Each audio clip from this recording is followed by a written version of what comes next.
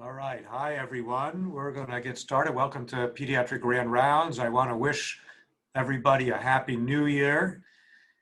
And I'm glad to see you all back after the holidays. I'm going to hand this off to Mel Hyman to introduce our speaker for today. Mel. Thanks, Dr. Hirsch. I didn't know. Okay. Well, it's my extreme pleasure to welcome Mr. Robert Morris, a good friend. We've been friends for several years, sharing some common interests, starting with a meetup group that focuses on discussions of contemporary topics. Mr. Morris will be speaking to us today as a subject matter expert on inclusive leadership, diversity, and emerging market populations. As the founder of the Center for Diversity Assessments, Analysis, and Audits, he's provided leadership modeling for domestic and international companies with affiliations in over 800 domestic and international companies with affiliations in 60 countries. He believes the most important goal of any diversity talent enrichment strategy must provide managers with tools for effective recruitment, retention, and management of a diverse employee profile and professional structure. His topic, as you'll discover, is rather personal. He's going to be talking to us about the genius of dyslexia, understanding your patients, families, and colleagues. Robert, it's a pleasure. You're on mute.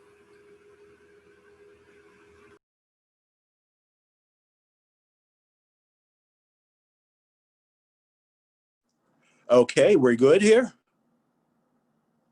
Yes. Now I can't. We're good. Okay, we're good. Well, once again, I want to thank all of you. And I don't know, do you have in front of you a picture of a little boy, black and white? Yes. I'd like to start there as part of my, if you will, my journey through understanding what was described as broken in me as a very young child that ultimately turned out to be one of my strongest assets.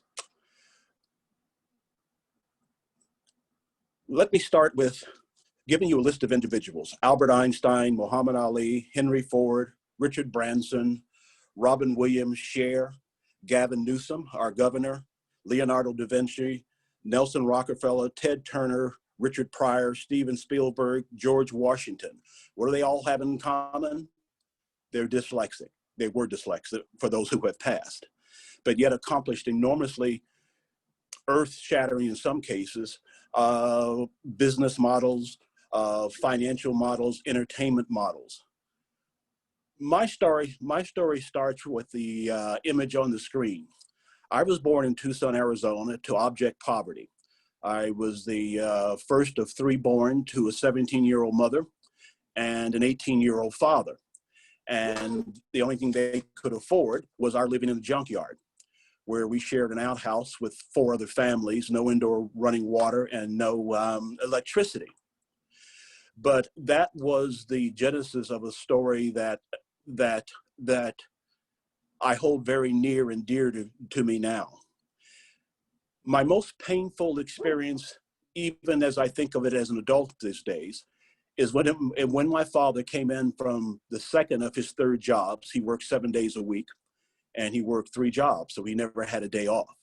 But he did that to send my mother back to medical school, where she became the czar of medicines for presidents and governors and people of that nature. But I remember to this point, very, very vividly, waiting for my father to come in, and I know he had short time. And so I was prepared at the kitchen table. So my father came in to help me with my ABCs, my alphabet. After about 15 minutes, which seemed like an eternity, like it was days, he got up with not disgust, but a deep pain on his face, because he couldn't understand why he kept saying A and I'd say B. He'd say E and I saw an 8.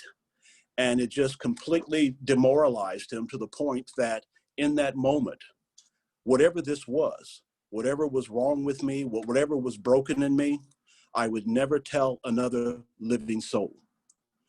So as a consequence, I got through school, college, graduate school by always being very, very aware of those classes that were lecture, those classes that had a basis for having guest speakers, because I found out if I heard it, I knew it. If I heard it, I could remember it.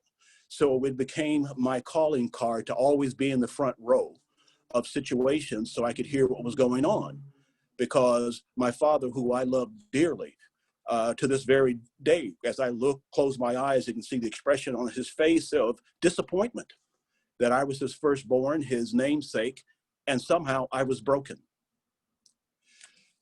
Fast forward, the only individual I told was my wife. It was about 30 years ago when I was working, doing some consulting work for Microsoft. By the way, my professional career has been one in which I've been middle to senior manager for IBM, Procter & Gamble, Revlon, Memorex, St. Mary's Hospital, and the Center for Forensic Economic Studies. In fact, I founded the Center for Forensic Economic Studies for diversity. So that's why I was lending my services to the Federal Reserve Bank and other high-profile private and public sector organizations. Dyslexia provides it's either a genius or a curse. It can be a genius if you're able to, as I did, constructively homogenize all the information I see. To this day, I'll have 2 TVs on. I'll have the monitor on my computer running.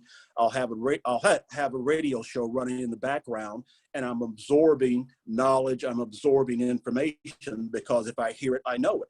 But if you give it to me in a book to find it, you can come back 3 days later, and I'm still struggling with that book, trying to get through it because I actually just freeze at the whole idea of having to read or read out loud.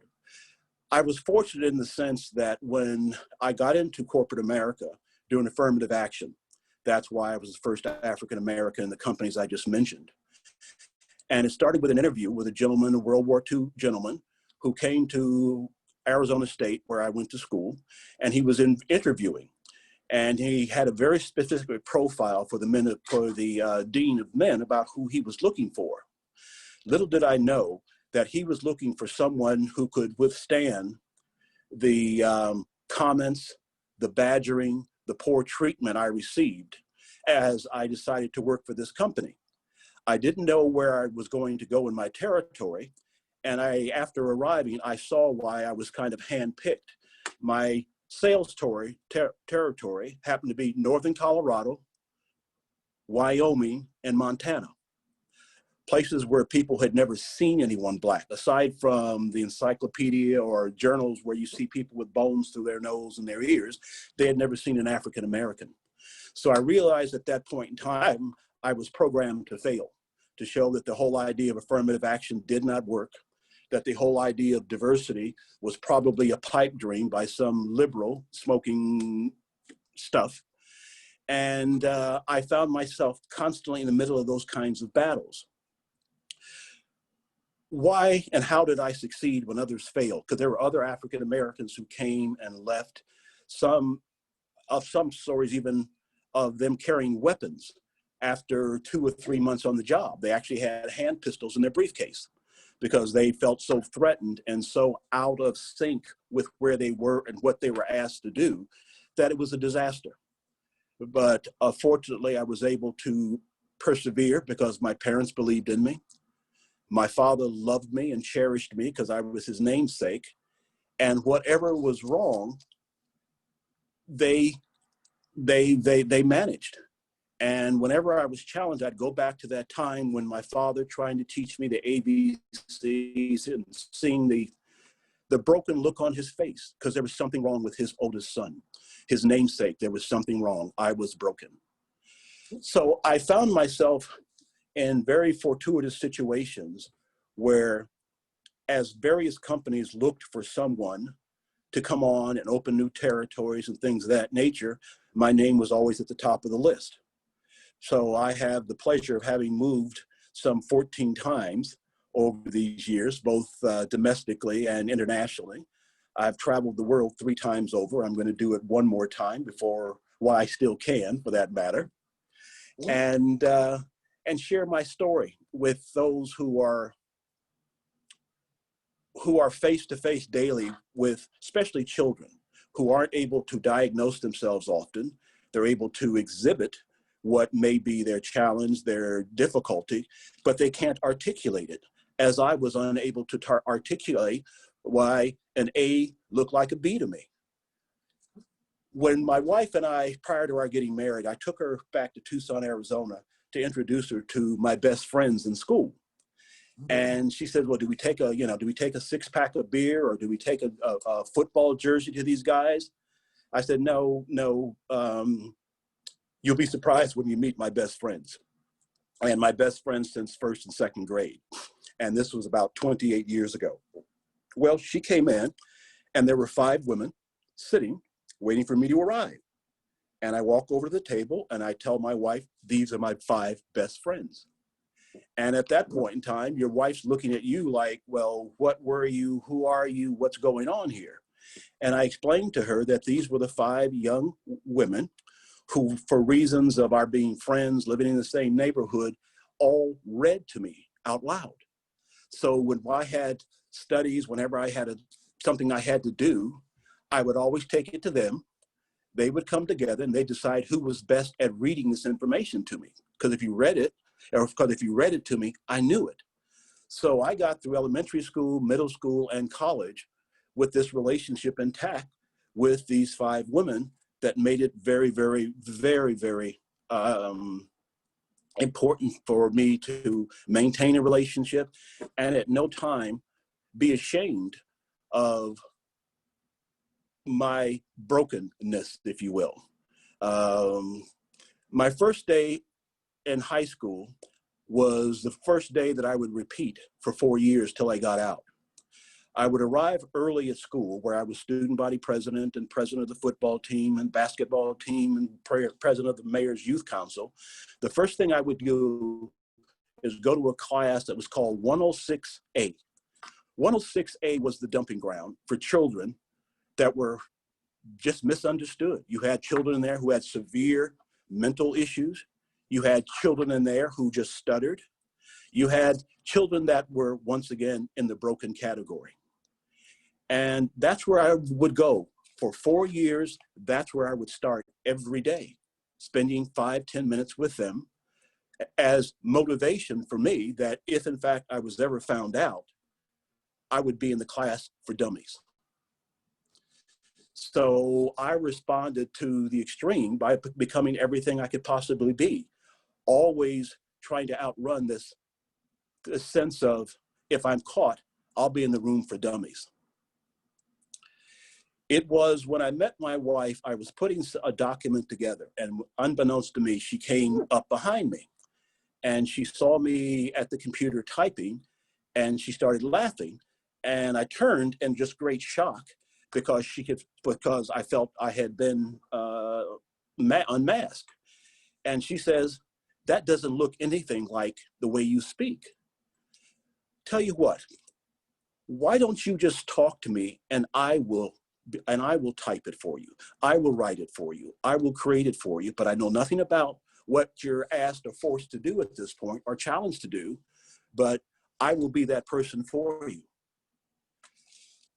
That happened almost 50 years ago, I'm pleased to say. And what was interesting was that my wife was, for those who've been in the Bay Area for a while, she was the first African-American that anchored the evening news. And then we went back to New York and worked with Lou Dobbs and a few other things. So here's someone who just can in one sitting, sit down and go through a novel, married to someone who can't get past the index. It's been a story that I have only shared with a few. And I thought Mel's invitation Dr. Mel, was a perfect invitation to talk about how this particular condition that affects 10, some estimates say 12% of the population, translates into healthcare professionals trying to assist people who are unable to either describe what is happening to them, unable to adhere to wellness regimens, whether they happen to do with diet, whether they happen to do with sleep and rest, because these things are typically given to you in writing. And therefore, when you find them in writing, you look at them, you get cross-eyed, and as a consequence, you don't comply. And you aren't as fortunate as I was to have people who always pitched in and who are willing to work on my behalf to say, tell you what, if you can get me the tickets on the front row at the 50-yard line for next year's or next week's game, I'll do this for you. And I was able to do that because I was an All-American athlete. So there was always this give-take kind of barter relationship where I look back in retrospect and realize I ran into some very good people, because all it takes is one incident. And I've spoken to a number of young people that have the same condition. All it takes is one negative incident to shame you for life. And I found a number of these individuals to be smart, creative, productive, but shamed to the point that they chose to do nothing. Also shamed to the point that typically they had poor healthcare regimens because they felt there was so much that they didn't understand. The last thing they wanted to challenge and expose themselves to was medicine lingo, what we call doctor jargon. It was words you didn't understand, instructions you couldn't follow because you didn't understand. And as a consequence, you were typically not treated very effectively because you had a patient that was withholding very valuable information. You had a patient that was hiding from you, the physician, the very thing that perhaps you needed to know that would have led them to a faster diagnosis of what you were challenged with, and most importantly, their course of action, what they would have to do. To this day, I still have, and he's gone, my best friend, my dad. His image comes up when I spoke to Mel about this particular engagement. As soon as Mel mentioned it, I saw my dad. And saw him because I saw someone who saw me broken, but I felt his love.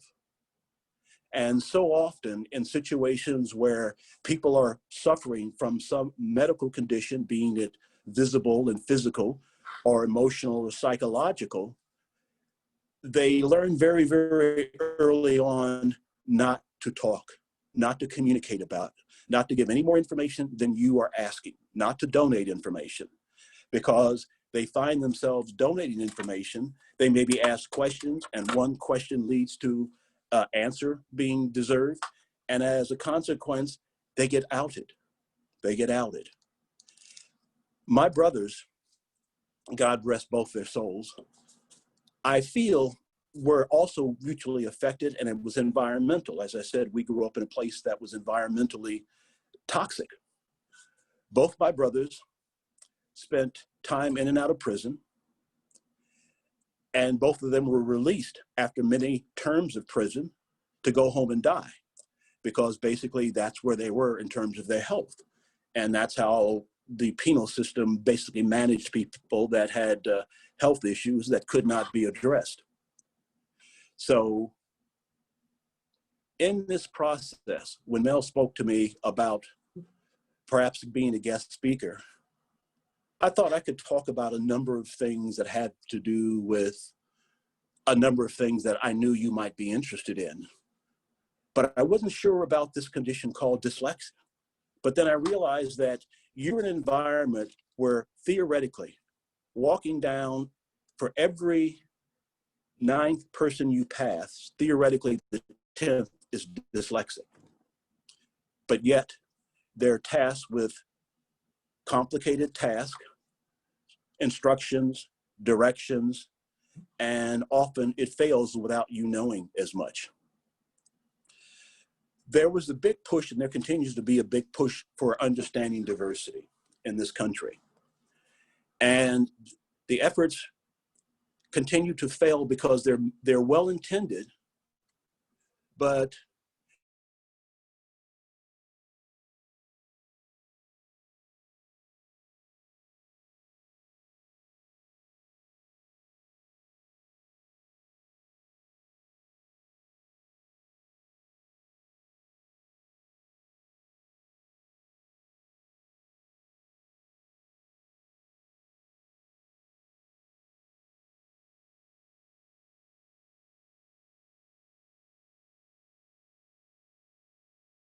thought about where I had been and how someone gets through life at my age. In a week's time, I will be 70 years old, and how someone gets through a life, a professional life of some 50 years.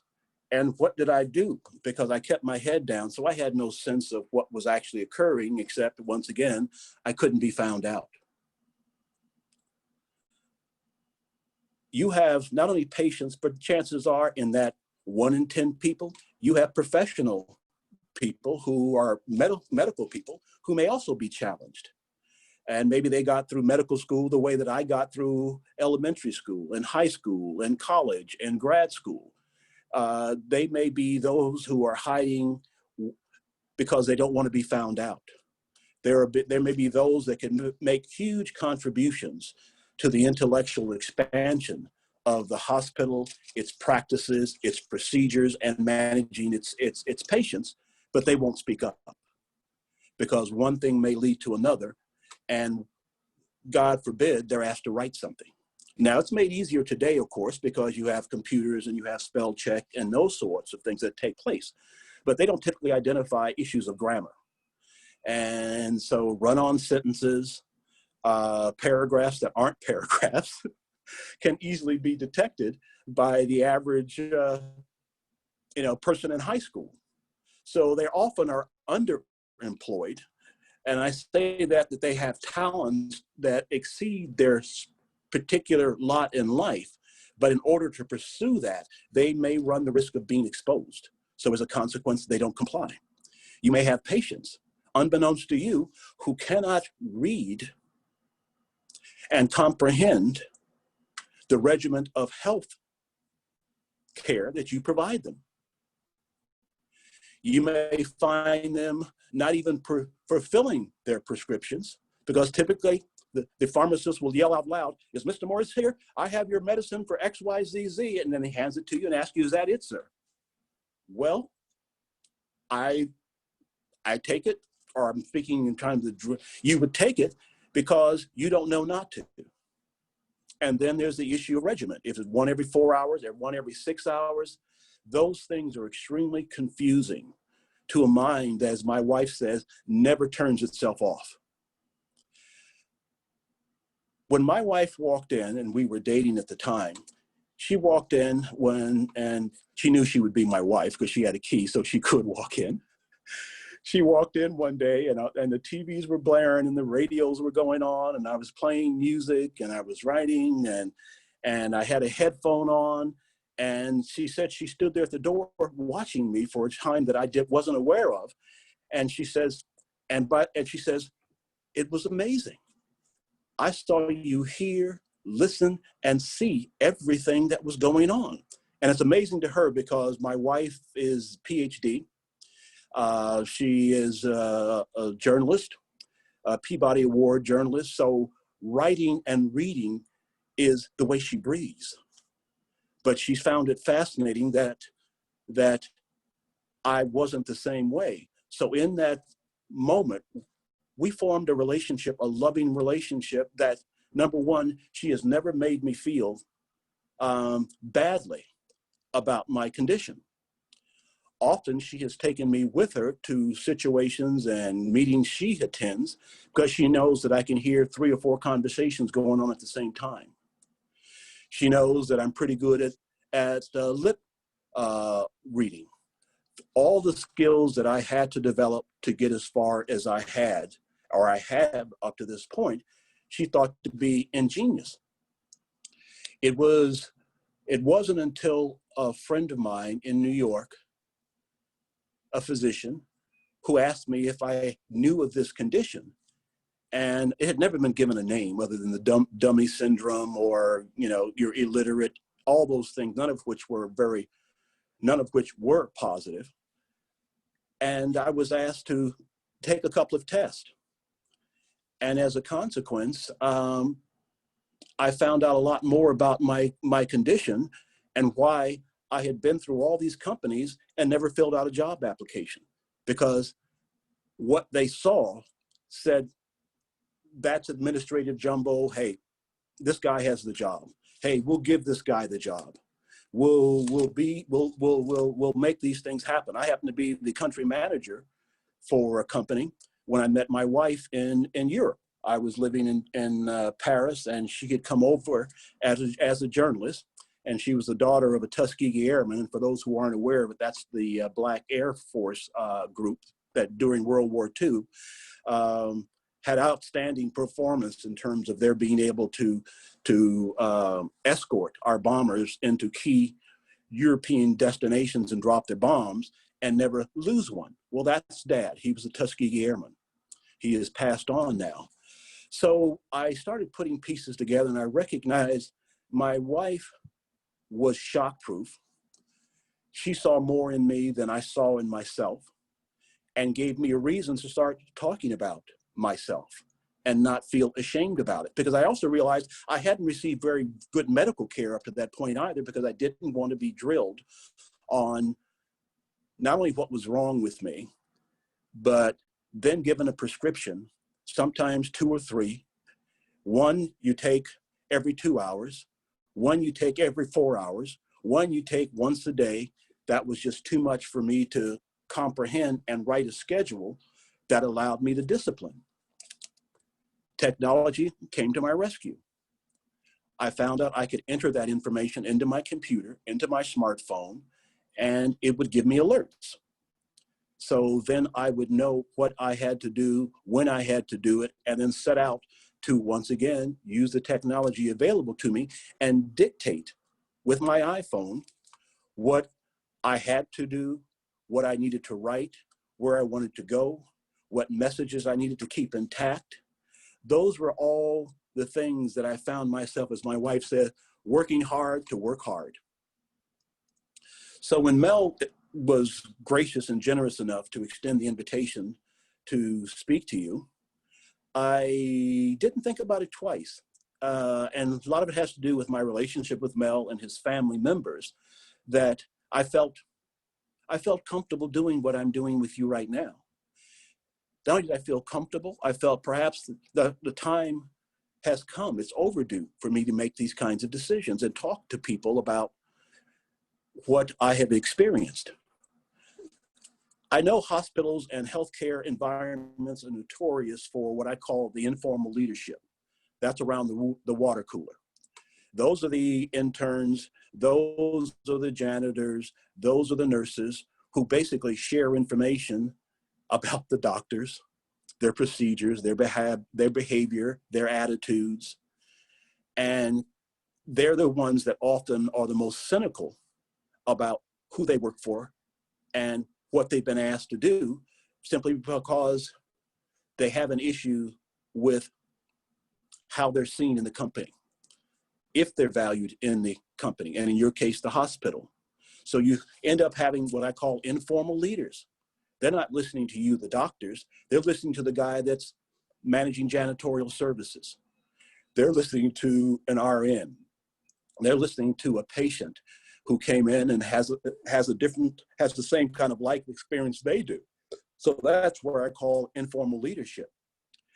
As one of the first founders of a diversity and inclusion practice, I should say, I found myself talking so very, very frequently to companies that had hired people of color and women for the wrong reasons and hadn't properly screened them for what I thought to be their real talent and asset and capability and contribution to that particular company.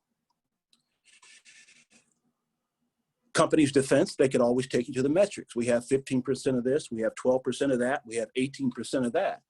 Well, as I told one of the Federal Reserve presidents when I was asked to do an audit on the Federal Reserve, because they were being accused of the people who control credit and cash, well, the last thing you wanted was the perception that the Federal Reserve Bank is bigoted and they are racist.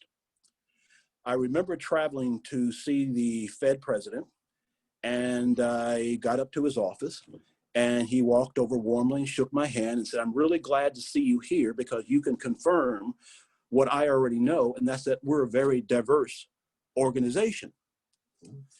And I said, and I told him diversity wasn't the issue. The issue was assignment of responsibility and duty. I told him that, yes, I saw your 38% people of color and women as I came in the door, went to the reception, got in the elevator, but when I stepped off your floor, they all disappeared. There was no one of color. So what you were guilty of was stacking, believing that certain areas of business certainly belong to people of a certain racial, genetic, or educational background. I think a lot of organizations overwork their efforts to be sure that they're politically correct. I often think it's a losing proposition because all you have to do is make one mistake and all of a sudden you're a racist organization. You have bigoted people at the top making rules and regulations and not really thinking about me and who I am. It was with one of my clients in New York that asked me then, how should we proceed and treat everyone? How should we interface with everyone? And the answer was simple. The same way you do with people you know. They're human, they're no different. However, there may be a chip on their shoulder because up to this point, they've never been heard. They don't feel they've been heard.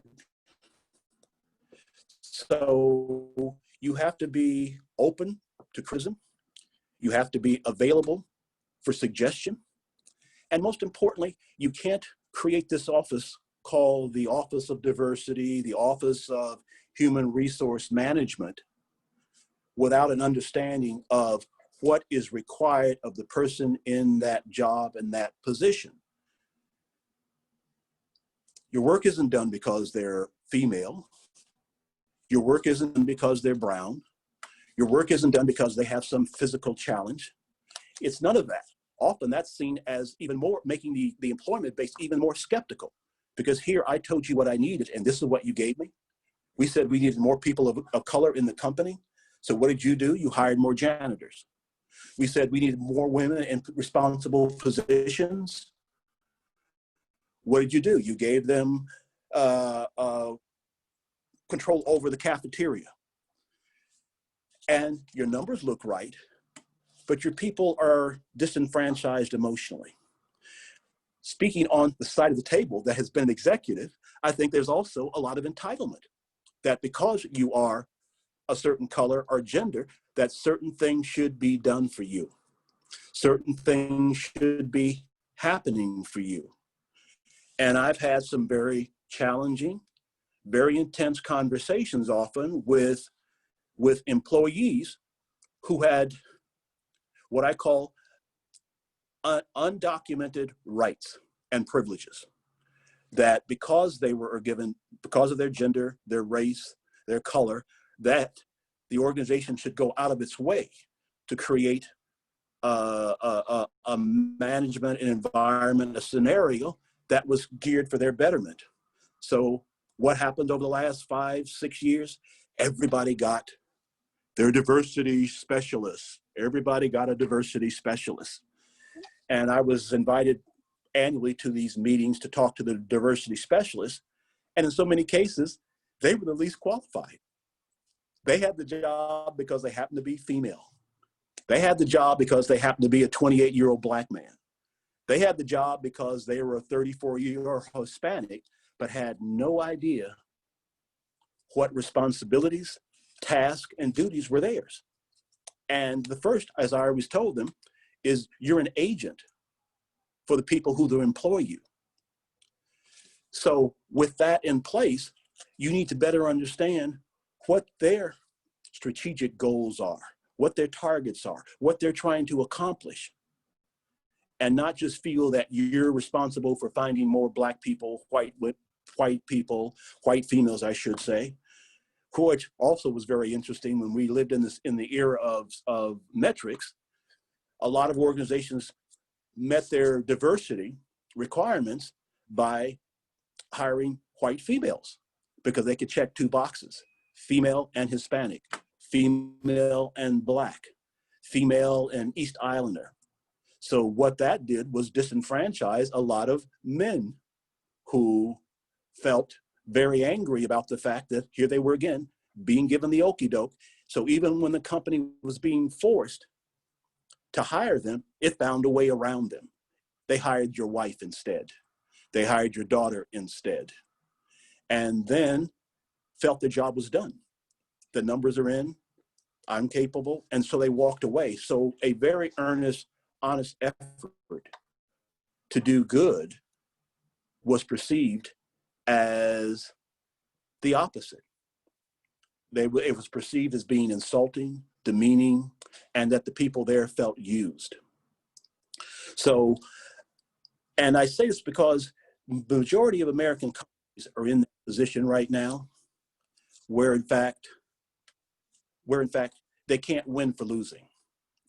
You create this, people don't like it. You create that, people don't like it.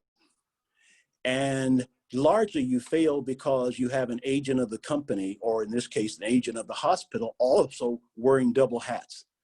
They're the HR executive, but they're also the VP of diversity, inclusion, and immersion. Well, all those are very different disciplines and verticals that don't fall into this thing of, I'm the minority specialist. Your work isn't done when in fact that's what's perceived. I had an opportunity some couple of years ago to travel back to Arizona because they were having a lot of trouble with the Native Nation, Hopi and Navajo specifically in Arizona, where the state of Arizona had sold large portions of their lands to casinos because in that environment, they didn't have to basically adhere to local laws about gambling, alcohol, etc. But it was failing because what they had agreed to do was build modern homes on the land of the reservation. What they found out months later is that teepees had been erected next to these beautiful, modern looking homes with all the kinds of amenities that most of us know and would enjoy.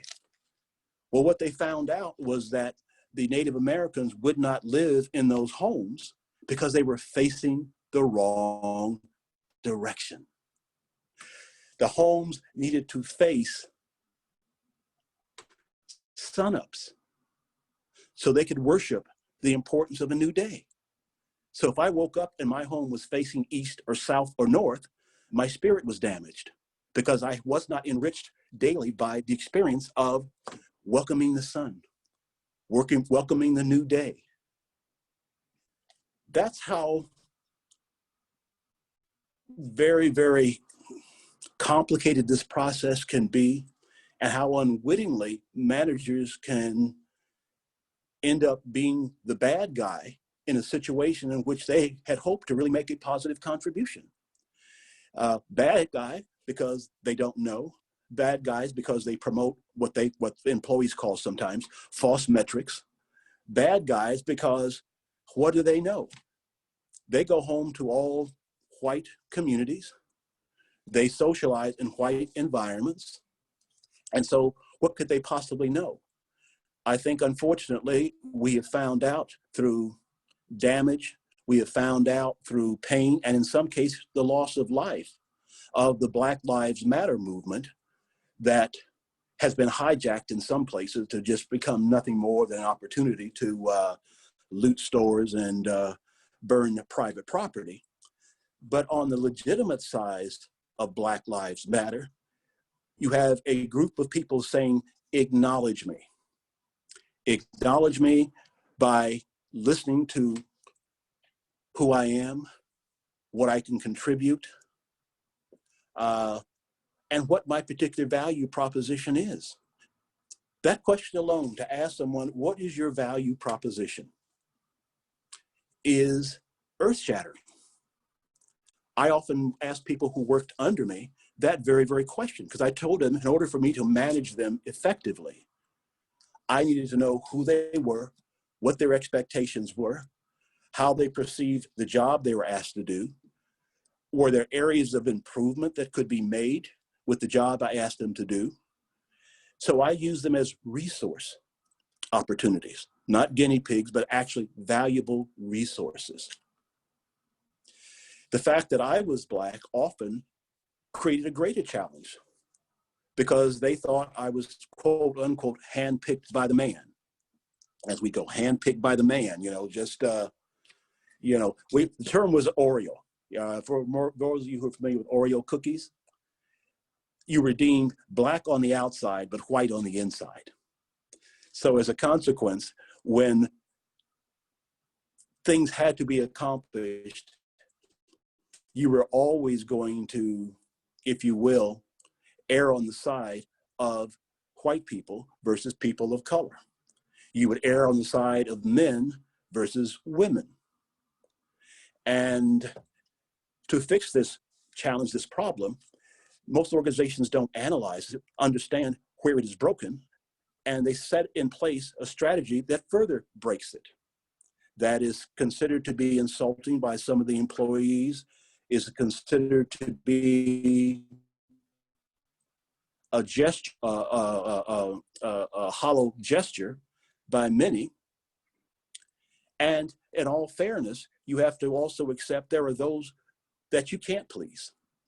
Whatever you say, whatever you do, they're going to find a problem because there's a problem with them. There's a racial problem. There's an ethnic problem. There's a gender problem, which isn't something you can solve because that's not your business. Your business is one of providing superior. That's your focus. That should be the focus of all the employees, but it's not when they're informally and sometimes formally trashing you as the management structure who doesn't understand what's going on. They often don't really pay attention who's in listening distance of what they're saying, how they're saying it. So they are the people that are bound to cause you to fail. When Dr. Mel and I had this conversation, I'm always a little hesitant about whether or not the people that I'm speaking to are ready to hear what I have to say, or walk away saying that's interested, we check the box, who's up next week. We're going to be faced with challenges that we can't find in a book to solve. We're going to be faced with challenges that you can't have a roundtable group come together and resolve. We're going to have the challenges of rebuilding and reinstitution, the opportunity to reinstitute basic beliefs about your business, basic beliefs about what you do, basic beliefs of how you treat your patients and those who work within the organization as nurses, interns, janitors, that whole infrastructure that supports what you do on a daily basis. They have to be able to drink the Kool-Aid as well. Otherwise, you'll find yourself constantly frustrated about the fact that we hired a diversity expert. We contribute to Black organizations. We do excellent work with Hispanics and Latins and Asians. You go through that whole process and not understand why you failed. And it's often because the people you're talking to are very cynical about your efforts. So they're already against you before you open your mouth, unless they see it coming from someone that they can respect, that they understands them. And often when the company hires that diversity expert employee, not consultant, but the employee, they also understand that person has to keep their job. And in order to keep their job, they're going to have to do management's bidding. So you find that they end up being the enemy within the company, as opposed to what you had actually designed that position to be. And that's a bridge from senior management, stakeholders, to those who actually are the doers and those who actually have to get work done. I know we have about 15 minutes. I would like to stop here and certainly entertain questions and answer them to my best ability, but know that when you ask me a question, I will give you an answer. It may not be what you want to hear, but I will give you an answer. Please. Thank you so much, Mr. Morris. This was certainly fantastic and very thought-provoking. I'm going to invite people to submit questions through the Q&A. And as people hopefully start typing, I'll take the liberty to ask the first questions, if that's okay with you, Mel, because you might want to go first. Oh, go for it. Talk a lot. I'm really intrigued about what you said about sort of things at the personal level. And I may not have totally understood you when you said that that is sort of outside of the leadership realm. I wanted to create an analogy, not to oversimplify or take it away from race, but just because it struck me. There was a paper published in Academic Medicine last year that discussed how at a major institution, which was named in the paper, so I can name it here, CHOP. Okay. There were explicit protocols and policies put in place to address gender inequity that were actually very, very progressive, and they had been in place for several years. Yet a lot of gender inequity persisted. And when women in this study were interviewed, they alluded to microaggressions and micro inequities in the workplace that still held them back. And I worry very much that if we don't address the personal issues, the personal unintended or intended stereotypical ideas and perceptions and the actions that come out of that, that nothing that happens at the leadership level will actually have an effect. And I think you sort of said that, but I think I also heard you say that the personal interactions weren't really leadership's purview. So I'd love for you to elaborate a little bit more on that. I think when most companies created this position called the diversity expert or the inclusive expert, because there's a difference. There's diversity and there's inclusion. You find a lot of companies have great diversity numbers, but when you go through them, there's no inclusion. There's a glass ceiling, but it's at a lower level, that no one in this company is above first line manager. No one in this company is basically filling a duty that is higher than a glorified manager. And so as a consequence of this, often I ask my clients, number one, get rid of the guilt. Whatever you did, didn't do, had hoped to do, intended to do, get rid of that. Let's talk about how we go forward. Let's talk about what constitutes inclusion. See, inclusion to you may be very different than inclusion to me. When we talk about inequities or equities, they may be very different than you than me. And as a consequence, often my clients have engaged me because they realize that their internal person is very, very competent, who's able to handle minority issues, or if I will, the business of minority issues, but they're also seen as an agent of the company, in your case, the hospital. So they're only going to champion my cause up to a point. They're only going to relay what I say to them up to a point.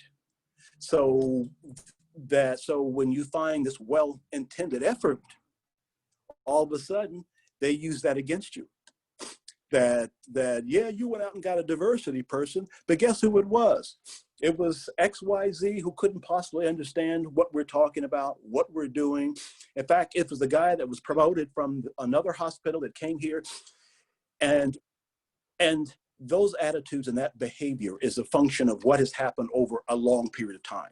Not anything you did in that moment, not anything you have caused to have happen, but you have people who are programmed to walk into situations with their fist already balled up because they just know, I've been here before, I've done this before, and I'm tired of it, and I know what's going to happen. So you sit down with an individual to have a conversation who's not open to a conversation. They're open to what we call core dumping, taking things that have happened to them over their careers or over the last 6 months or the last 3 months, and they let you have it. And then you have the informal leadership. That's the water cooler. That's what I talk about is people meet around, for lunch or breaks or whatever. There's an underground communication system where you have employees who are basically sharing information with other employees about the profile of a given doctor, nurse, their practices, their behavior.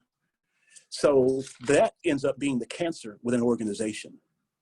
That basically any and everything you see or say to them is colored. They're already in a position not to believe. It's like a conspiracy theory. We're in the midst right now of upheaval in this country because people don't want to accept certain realities and things of that nature. Well, that happens on a micro level.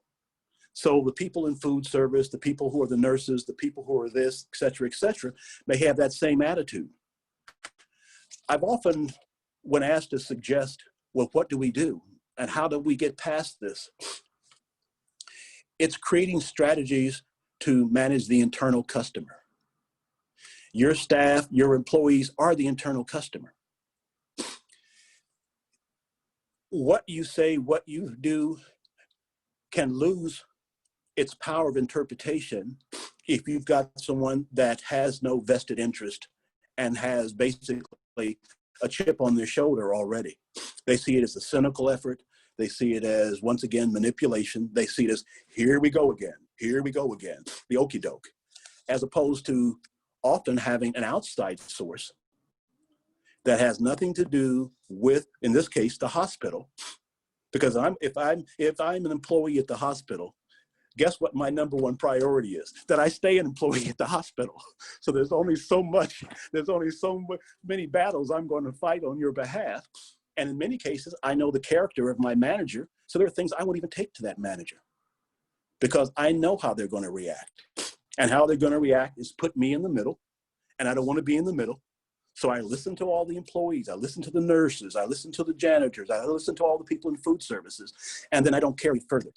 And then they've assumed that I did, and you did nothing about it. So this goes beyond, I think, this process of, it's a shared responsibility, that it's not just quote unquote the white managers that are making this happen.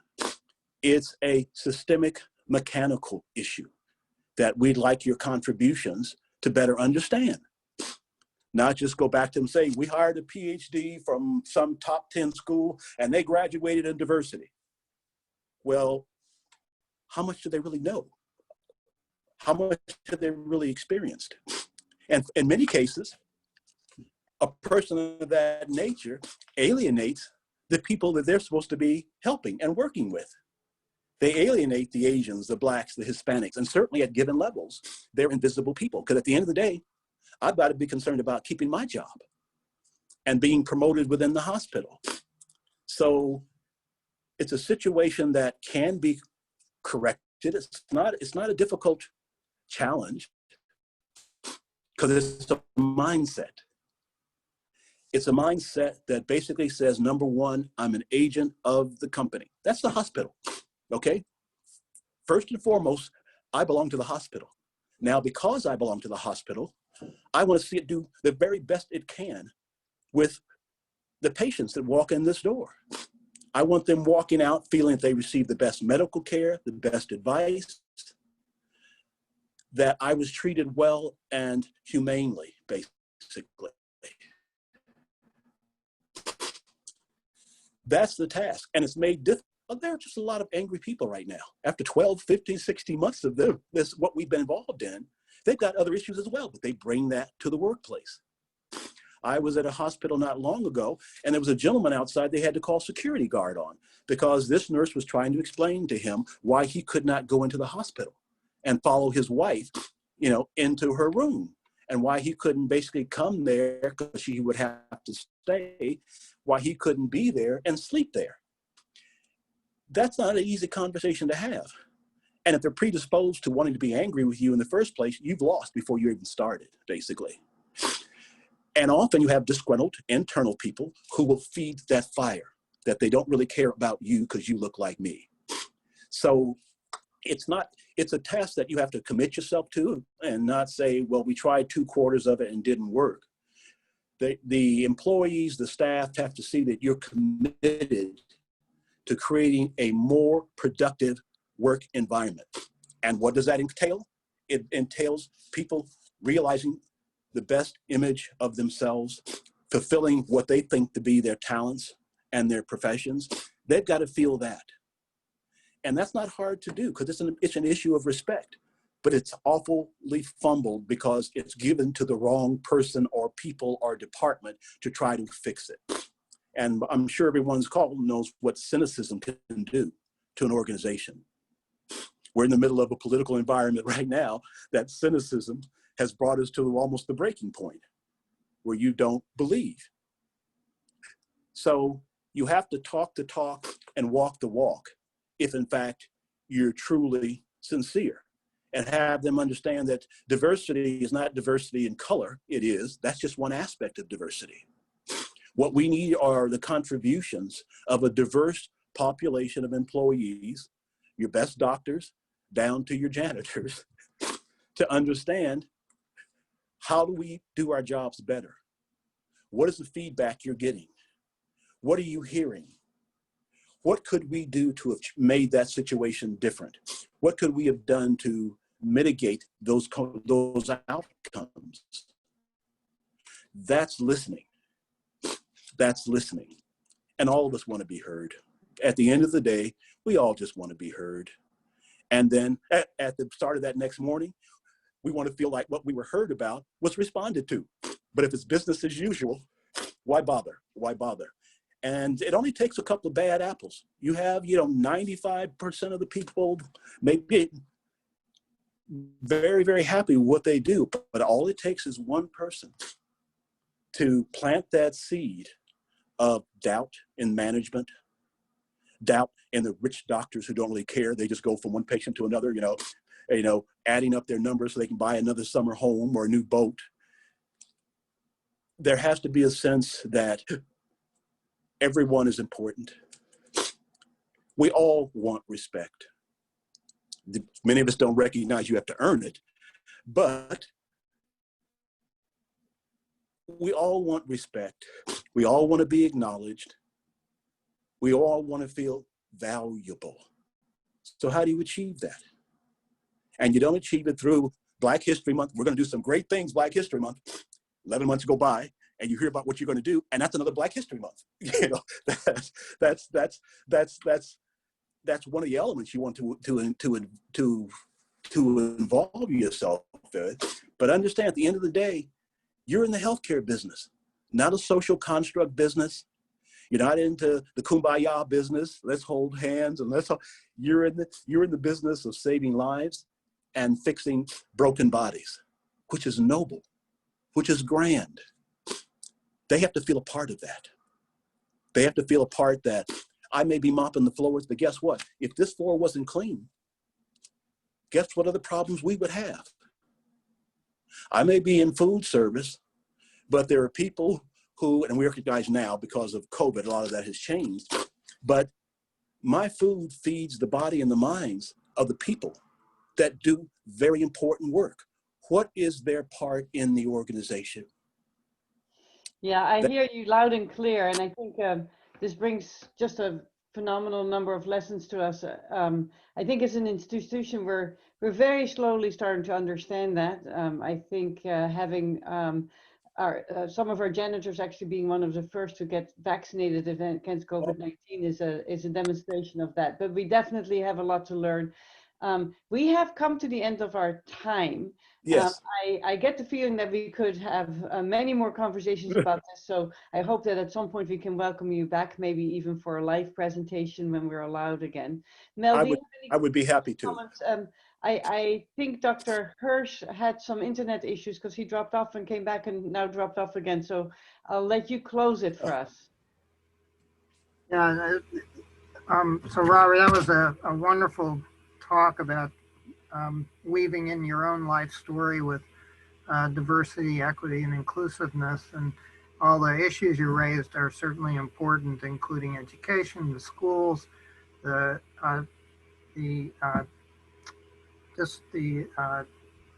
disenfranchisement that occurs, and so on. So thank you very much for that. And I would echo what Dr. Van Schaik said, and that would be, hopefully we can get you back sometime in the future. Thank you very I'm much. certainly available to talk about something important. Thank you so much for your time and your attention, and I look forward to hearing from you again. And we do have another round next week, but it won't be business as usual. We will continue these conversations. Thank you very much. Very good. Have a good afternoon, everyone. Thank all of you so much.